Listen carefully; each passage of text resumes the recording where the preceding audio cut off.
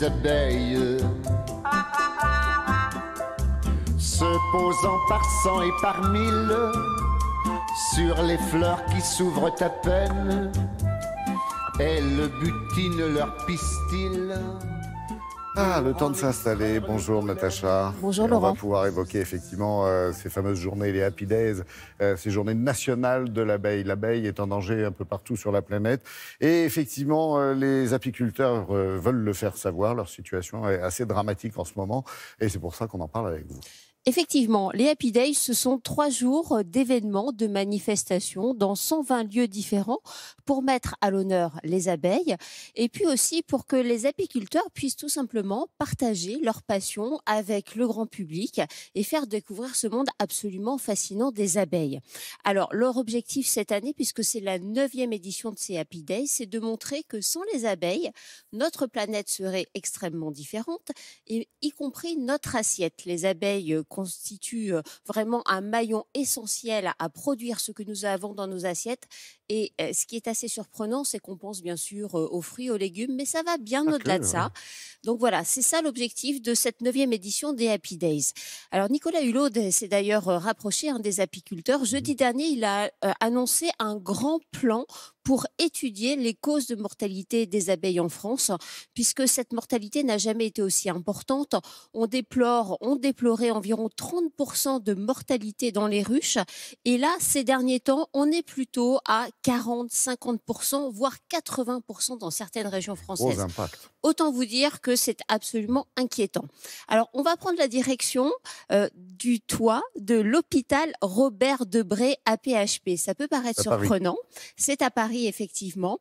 Mais des apiculteurs ont installé dans des endroits assez variés des ruchers pour permettre au plus grand nombre de découvrir justement ce que font les abeilles. Et c'est l'occasion d'en parler avec les enfants malades qui sont hospitalisés dans cet hôpital. Regardez.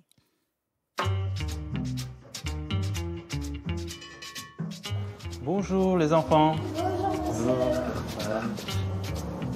Les abeilles, c'est un insecte qui existe sur la planète depuis 80 millions d'années. Donc c'est un insecte extrêmement résistant, on le retrouve partout sur la planète.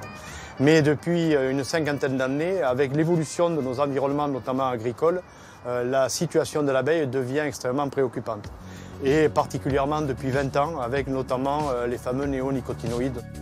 L'Agence européenne en charge de la sécurité sanitaire des aliments a confirmé en début d'année que 3 pesticides néonicotinoïdes étaient bien dangereux pour les abeilles. Non seulement ces produits réduisent la durée de vie des insectes pollinisateurs, mais ils perturbent également leur sens de la navigation. Les abeilles jouent un rôle irremplaçable. Les scientifiques estiment qu'un tiers de nos ressources alimentaires sur la planète proviennent du travail effectué par les abeilles et les insectes pollinisateurs. Quand on parle des abeilles, bien sûr, on pense aux fruits. On ne pense pas souvent aux légumes qui dépendent des graines. Les carottes, les oignons, les poireaux, ce n'est pas des fruits. Mais en réalité, pour avoir ces légumes-là, il faut qu'il y ait des fleurs et que ces fleurs soient visitées par des abeilles pour produire des graines. Les abeilles, individuellement, elles ne sont pas dangereuses. Leur seul travail est chercher des fleurs.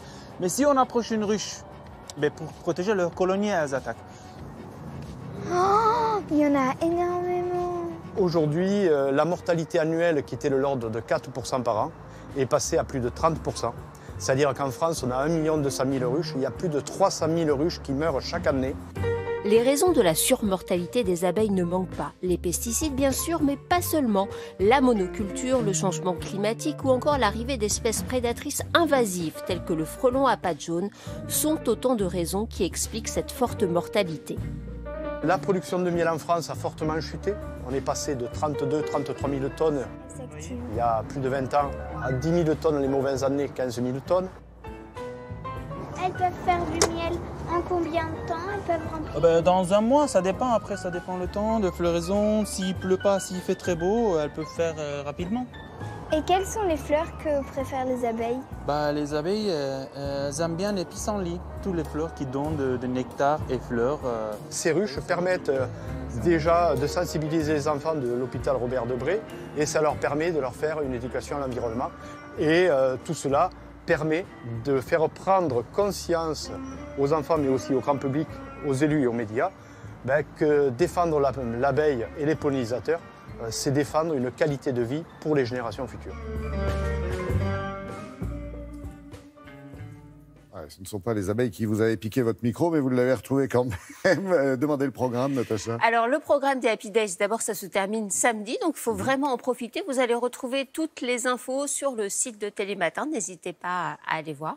À propos d'infos, sur les étiquetages maintenant. Oui, il y a du nouveau obligations en oui. matière d'étiquetage du miel, puisque dorénavant, il y a une obligation d'étiqueter l'origine du miel. On doit savoir de quel pays provient le miel que l'on mange. Et notamment s'il y a des mélanges. Tout ça doit être indiqué. Plus de transparence. Merci.